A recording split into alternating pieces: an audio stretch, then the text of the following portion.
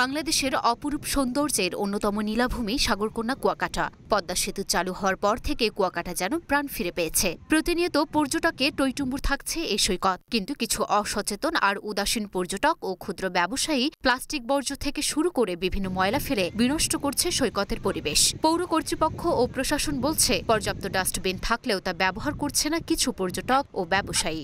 কুয়াকাটা সৈকত পরিষ্কার পরিচ্ছন্ন রাখা আমাদের সবার দায়িত্ব। আপনাকে দেখলাম একটি চিপসের খোসা ফেলে দিয়েছেন, সেটা আসলে একজন সচেতন নাগরিক হিসেবে এটা আপনার কাছ থেকে প্রত্যাশা করা কতটুকু যৌক্তিক?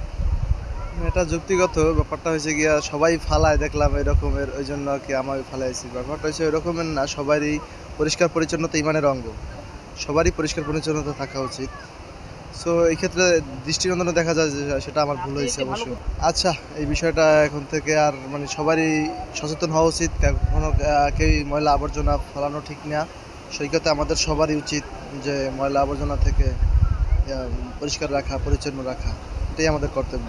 পরিষ্কার পরিচ্ছন্নতা এটা প্রত্যেকটা সচেতন নাগরিকের দায়িত্ব। এটা নিজেকেই সচেতন হতে হবে এই বিষয়ে। আপনি যদি আশা করেন যে পৌরসভা অথবা অন্যান্য কোনো কর্তৃপক্ষ আপনার চারপাশ পরিষ্কার রাখবে, এটা সম্পূর্ণ ভুল। আমাদের ধর্মেও বলা আছে যে পরিষ্কার পরিচ্ছন্নতা ইমানের অঙ্গ।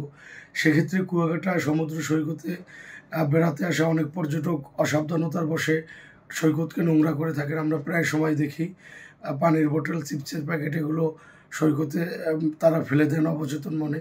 তো এই জায়গাটাকে পর্যটক যেখানেই ঘুরতে যান না কেন, আপনাদের প্রতি আহ্বান থাকবে আপনার চারপাশ পরিষ্কার পরিচ্ছন্ন রাখা, এটা একান্তই আপনার দায়িত্ব। সেক্ষেত্রে এই বিষয়ে আপনারা সকলে সচেতন থাকবেন, এটাই আহ্বান জানাচ্ছি।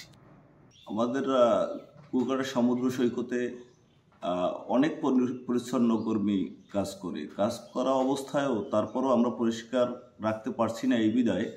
কারণ এখানে কিছু উদাসীন পর্যটক আছে যারা বিভিন্ন সময় চিপসের প্যাকেট এবং বোতল, প্লাস্টিক বর্জ্য এগুলা বিচিয়ে ফেলতেছে।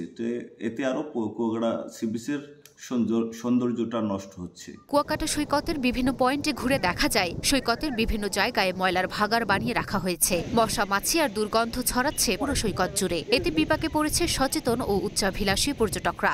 সৈকতের মূল পয়েন্টটি এভাবে ময়লা আবর্জনা ফেলে রাখায় বিরক্ত ও ক্ষুব্ধ অনেক পর্যটক। অধিকাংশ পর্যটক বলছেন সৈকতের পরিবেশ রক্ষা করতে না পারলে পর্যটক কমবে কুয়াকাটায়।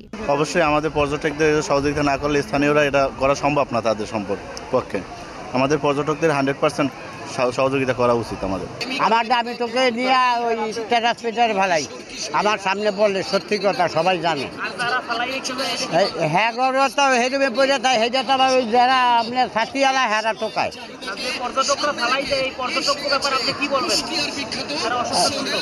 হেরা কি করবো, হয়তো খারাপও করে দেবে না, হেরা টাহার দিয়ে বেশ ভাড়া করে এই ব্যবসাদারা ফেলাইব।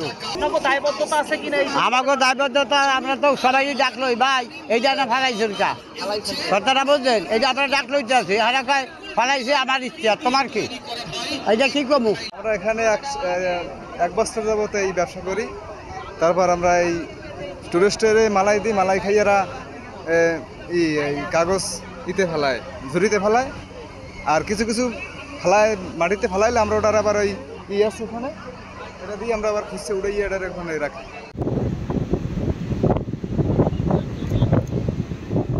লুনা ফ্রোসনিপা, ঢাকা পোস্ট।